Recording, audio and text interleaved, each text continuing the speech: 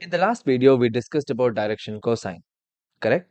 Now, in this one, we'll look into the same thing, but another concept called as direction ratio. Now, consider this x, y, and z axis. Now, assume that we have a line, some line, which is not passing through the origin. Clear? Maybe something like, maybe the line is something like this. Let's assume that the line goes, okay, let's say the line goes like this. Okay, some line. Now, how do I figure out the direction cosine for this particular line? Now, what we do is we take a line, okay, a line parallel to this line, and we'll make sure that that line passes through the origin. Okay, so that means what are we going to do? So, we are going to take a line parallel to this line, and it is passing through origin. See, like this. That means, don't you think these two lines, they have the same direction cosine, but they are in a particular ratio. Okay, again I'll tell you, they have the same direction cosines, but those direction cosines are in a particular ratio, and that ratio is nothing but a number, correct? And that is what we call as direction ratio. So direction ratios are what? They are the numbers, just a number. It doesn't have any meaning, or meaning in the sense it's like a scalar quantity. Okay, so direction ratio is a number which is going to define that one line to another line, what is the ratio in which their direction cosines are present. That basically is what we mean by direction ratio. Now, in this case, generally, the direction ratios are represented as A, B, C. Now, you might have already understood A is for the x-axis, B is for the y-axis, and C is for the z-axis. Okay, ABC represents this. That means the ratio of direction cosine L to direction ratio A is a constant. Okay, it's a constant.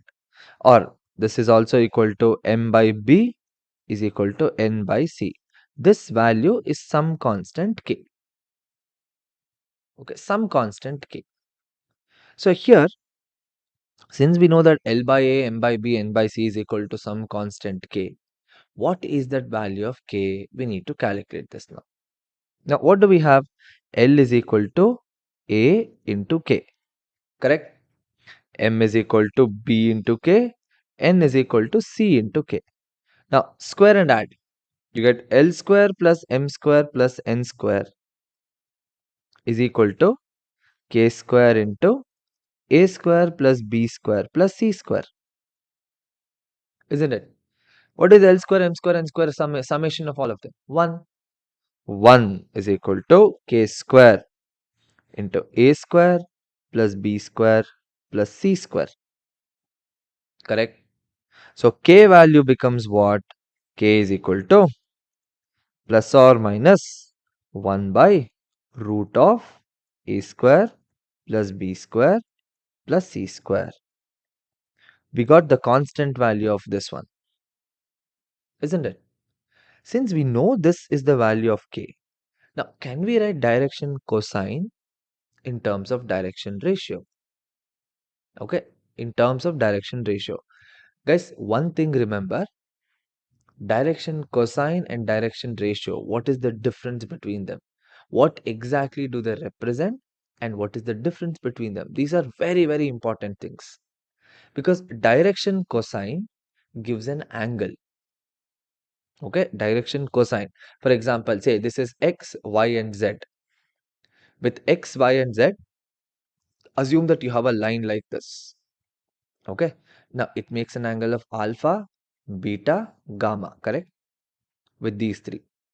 Once you have alpha, beta, gamma here, what ratio this line is present with respect to x-axis, or what is the angle with which this line is present on the x-axis, that is given by this value L. Okay, that is what is the value of L. Now with the same line, I can suppose say I move this one here, or let's say I'm going to move it like this.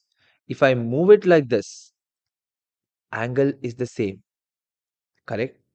Alpha is the same. So direction cosine will be the same. But here what's happening? The position is changing. Make sense? From here to here, if I'm going to move, it's going to change.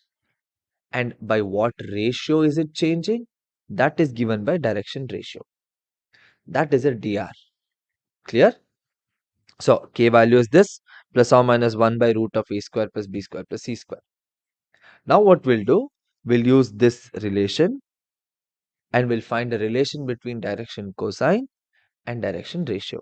Okay? You have L is equal to A into K, isn't it? So what do we get? L is equal to plus or minus A by root of A square plus B square plus C square. Same way, M value becomes what? M is equal to plus or minus B by root of A square plus B square plus C square. Finally, N is equal to plus or minus C by root of A square plus B square plus C square. See, this gives a relation between direction cosine. Which are the direction cosines? L, M, N. These are the DCs. And A, B, C. These are DRs. Direction ratios.